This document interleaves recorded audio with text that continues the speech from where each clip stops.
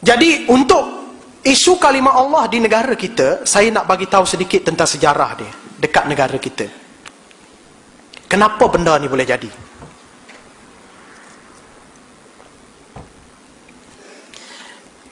Dan untuk menjawab kalimah Allah ni, kita orang Islam ni dia kena bijak. Jangan menampakkan kita orang Islam ni bodoh-bodoh kat luar tu.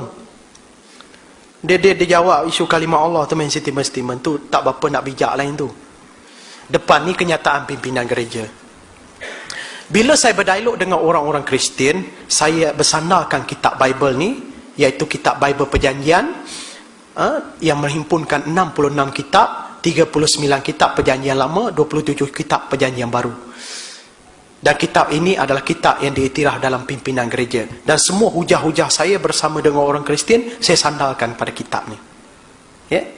Menurut kenyataan pimpinan gereja depan ni dan bawah ni semua ada kod-kod terjemahan, ada semua kat sini. Ya?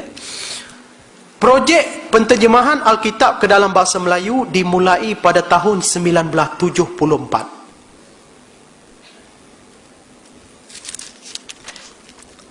Dia kata kat sini mula tahun 1974, bukan 4 tahun kemarin lepas, bukan.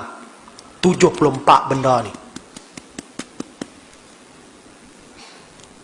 Satu soalan saya, mana pergi orang Melayu 74? Mana pergi?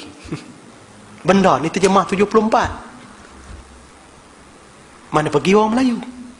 Orang Islam kita mana pergi?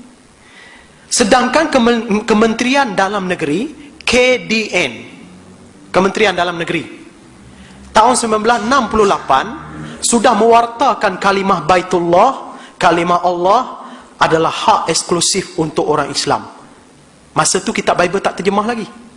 Tahun 1968. Kitab Bible hanya diterjemah secara besar-besaran tahun 1974. Mana pergi orang Islam masa ni? Pernah tak kita dengar kitab Atharva Veda, kitab agama Hindu diterjemah ke dalam bahasa Melayu? Pernah dengar tak? Tak pernah dengar. Tak? Pernah tak kita dengar kitab Tripitaka, kitab agama Buddha terjemah dalam bahasa Melayu? Pernah dengar tak yang tu? Tak pernah. Tak? Menterjemah kitab Bible ke dalam bahasa Melayu, dia menyangkut pada perlembagaan. Daripada pimpinan gereja, dia tak boleh main terjemah sebarang-sebarang, dia kena menulis surat. Dia kena minta kebenaran. Benda ni tahun 1974. Kamu ingat kelulusan ni, benda ni boleh dapat dekat restoran Hamid Maju ke? Kamu ingat kelulusan dia boleh dapat dekat Datuk Ramli Burger tu ke? Fikir sendiri, no? Fikir. Siapa yang menipu siapa ni? Kok terjemahan dia ada depan ni semua. Sebab itu saya kata, kesilapan lepas tak apalah. Kalau orang Islam dulu dah silap tu tak apalah. Tapi yang lah ni jangan buat silap lagi dah. Tak kisahlah kamu PAH ke, kamu UMNO ke. Tetapi saya nak menasihat pemerintah. Kita tidak melawan pemerintah, tapi kita berdoa kepada pemerintah, mudah-mudahan dia dapat hidayah. Macam mana nak selesai benda ni? Secara politik dia tak boleh selesai benda ni. Akhirnya orang Islam, dia marah orang lain, dia tak marah pemerintah. Saya tak suruh kamu marah pemerintah, tak. Yang kamu pergi marah orang lain tu buat apa? Orang-orang lain itu, parti-parti politik lain tu, dia ada kuasa ke? Kuasa melarang dan membenarkan benda ni hanya ada pada pemerintah. Peliklah kalau kamu nak pergi marah orang lain. Pasal apa sampai law ni, kitab Bible ni, yang ada kalimah Allah ni, sampai sekarang tidak ada yang menguatkuasakan, suruh dia keluarkan kalimah Allah tu.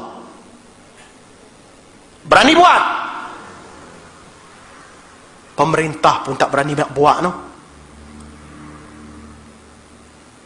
Tak berani. Sampai sekarang benda ni ada kalimah Allah ni. Apa cerita ni?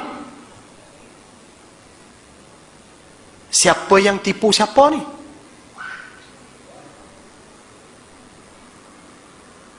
Cuba kalau keputusan hari itu, kalimah Allah tu, sebelum pilihan raya yang ke-13, apa jadi kat Sabah Sarawak? Berani ke ambil risiko? Hilang sokongan orang Kristian. Berani ambil risiko?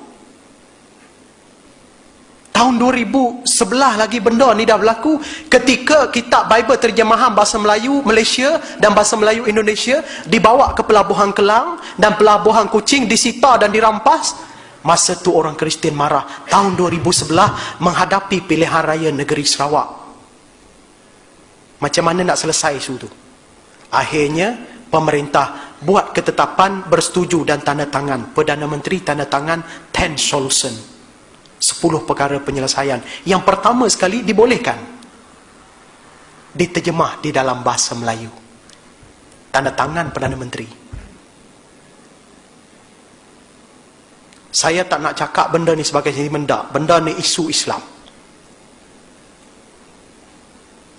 Sebab keluarga saya ramai yang gembala. Michael Dian, Pastor Anthony daripada Kuching. Saya tak nak mengaku-ngaku, tak ada. Sebab memang ramai di kalangan gembala dan mereka menerima 10 solution tu. Dan ditanda tangan 10 perkara yang dipersetujui dekat situ. Bawah dia tanda tangan yang amat berhormat Datuk Perdana Menteri. Cuba kalau tak tanda tangan masa tu menghadapi pilihan raya negeri Sarawak, apa jadi kat negeri Sarawak?